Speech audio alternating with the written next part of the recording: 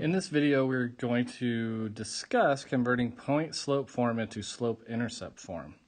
Slope-intercept form, remember, is y equals mx plus b. So we need to take this equation and turn it into y equals mx plus b. Okay, so we have 3x plus 4y equals 24. First thing we want to do, circle that 4y. We're not going to touch that.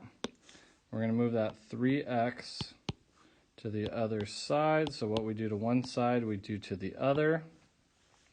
So I'm left with 4y equals negative 3x plus 24. My last step is I need to get y by itself. So the inverse of 4y would be to divide by 4, because 4y means 4 times y. So we're going to divide everything by 4. This cancels. We're left with y equals negative 3/4 x plus 6.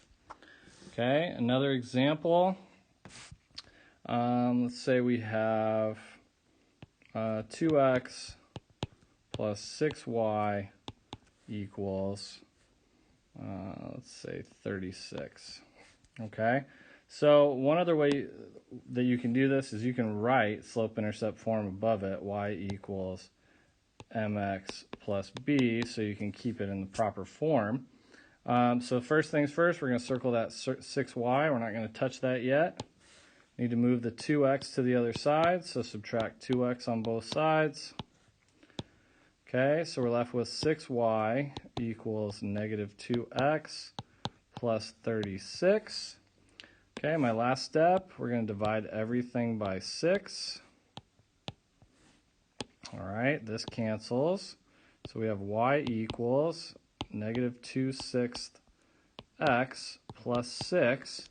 Now 2 over 6, remember we can reduce. That reduces down to 1/3.